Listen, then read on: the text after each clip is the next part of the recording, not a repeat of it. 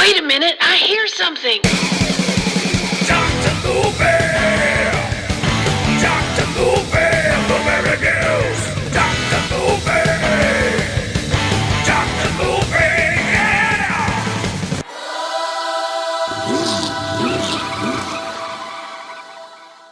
Hey everybody, welcome back. It's time again for another episode of Dr. Movie, your favorite podcast on wheels.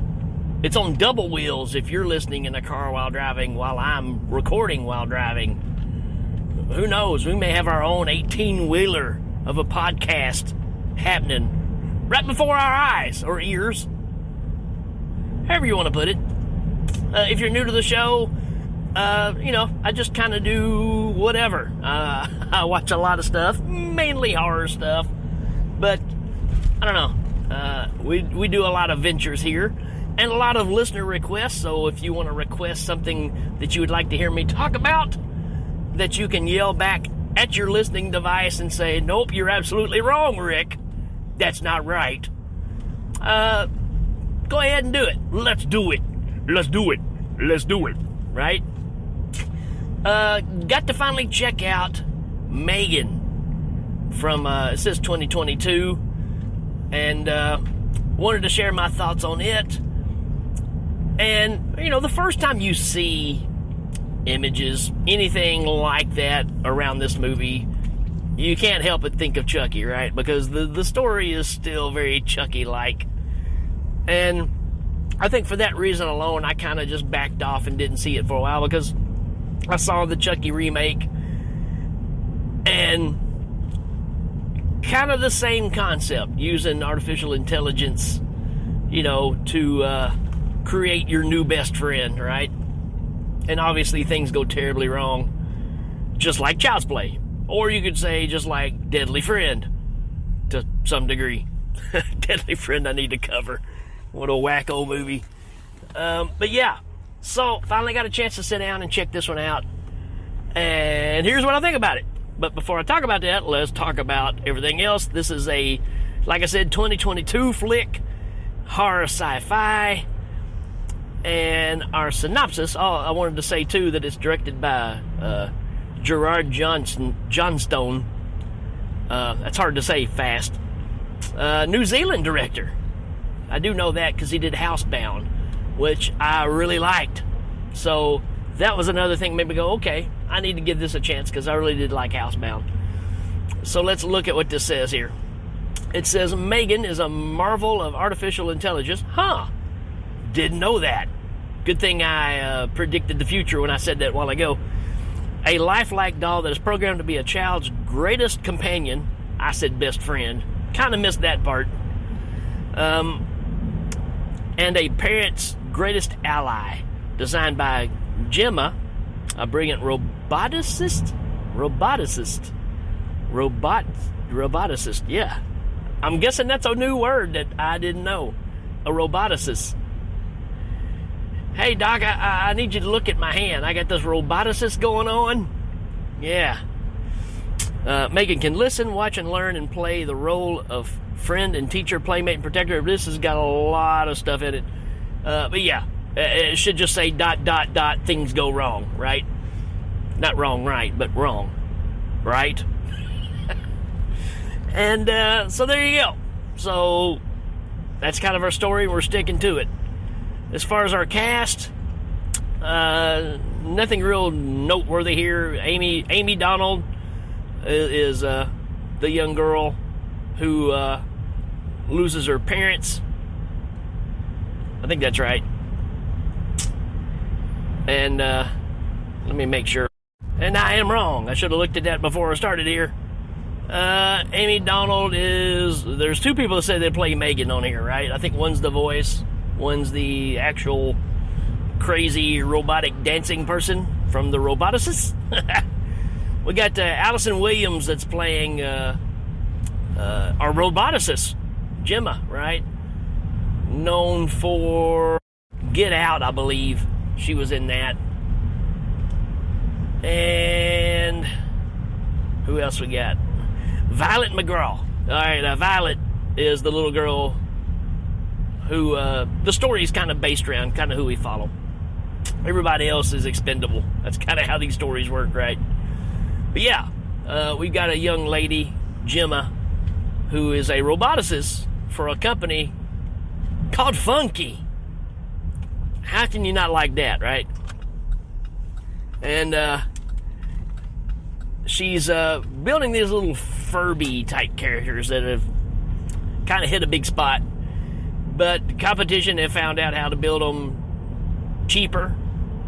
And so she's got pressure to come up with the newest and next best thing. But in the back corner here, she's got a private project she's working on, and it's called Megan. So that's kind of that story.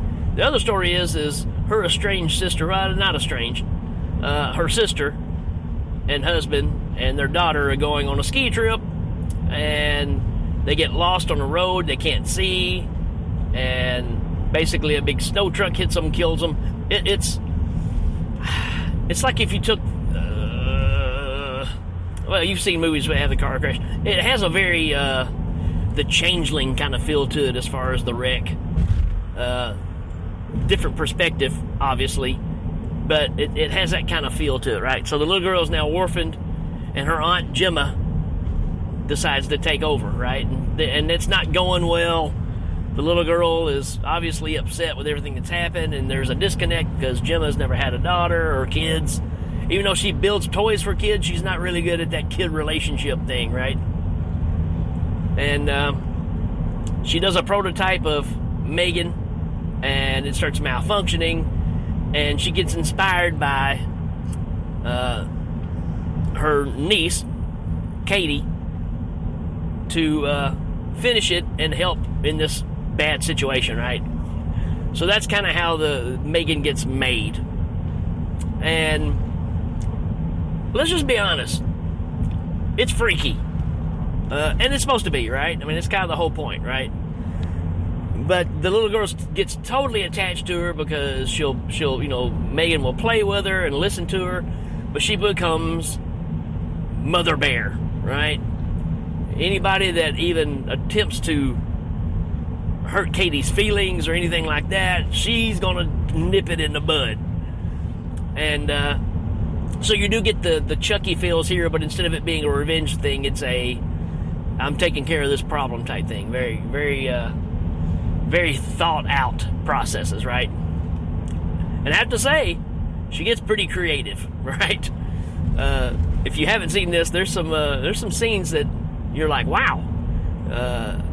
You don't see a whole lot, and you don't have to, right? I mean, it makes sense enough just in substance of why you're watching it. So have to hand them that too, because we're getting at that age to where you feel like you have to show everything. Sometimes less is more, and I think it works well with this, and it brings it to a different audience too.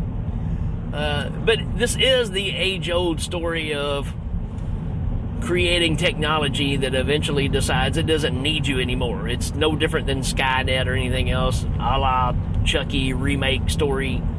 The fear of technology getting too smart. This really plays that hand. And but what's different about this is how intelligent Megan becomes. She constantly learns as she goes along and starts learning your habits. Like there's a scene where Gemma gets really uncomfortable and starts realizing that Megan is capable of doing this stuff and possibly already has been doing some of these things, like knocking off the neighbor, killing a young boy at a school, public school kind of get together or whatever, which is pretty fantastic.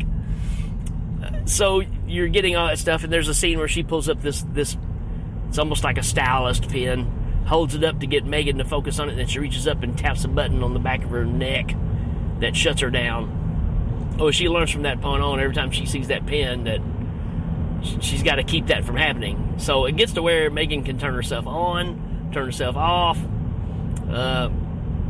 and that's where it kind of gets crazy. This is a good flick. I love what I really like about this one, man, is the same thing that I really like about RoboCop, and it's this interaction of social media commercialism, right? There's so many commercials in his movies for products, and this whole thing is about trying to do a showcase of Megan to, you know, the megas, right, to start getting this thing built. And obviously, you know, Gemma finds out that things are going wrong, and they plan to have this showcase, and Megan breaks loose, and Katie has been taken back home, away from Megan, and Megan makes her way back home, and she carves her own path, let's just say that, which is pretty awesome. But yeah, the commercials throughout this thing, and the way that it's played, the way they're making commercials about a product that don't even exist yet, the whole play on that, I think, you know, it really hits home with how things are done, right? I think about the He-Man story, right? Because when they went in to sell the idea of He-Man, you know, none of this stuff existed. Oh, we didn't tell you there's a toy line? Oh, we didn't tell you that there's a cartoon?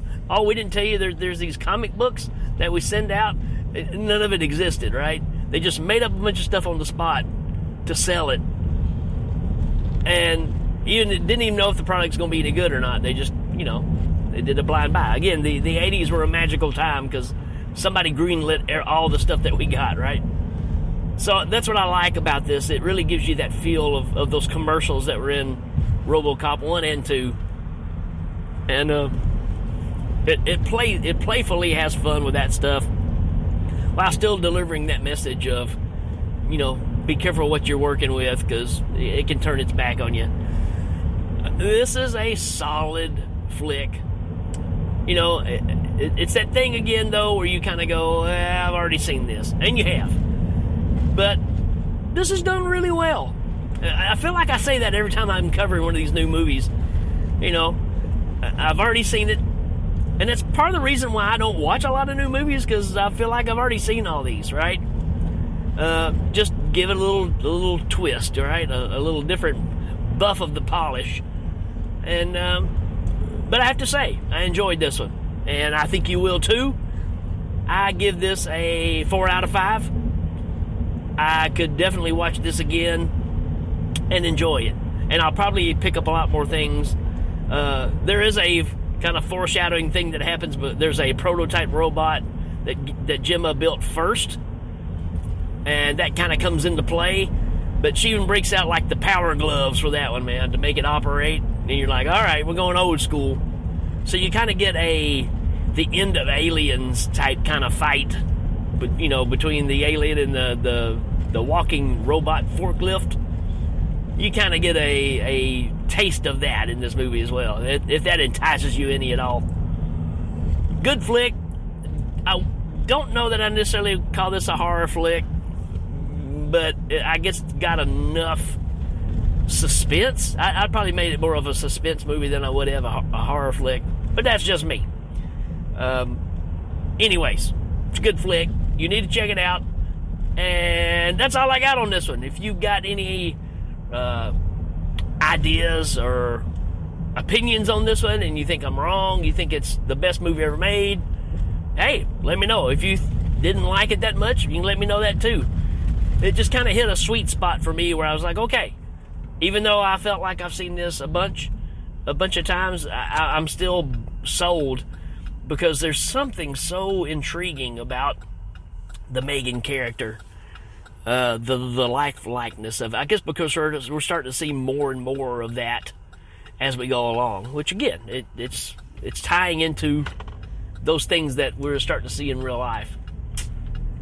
And I do know one of the girls that's Megan in this, I'm thinking it's the Jenna Davis kid, is actually going to be at Texas Frightmare this year, so who knows?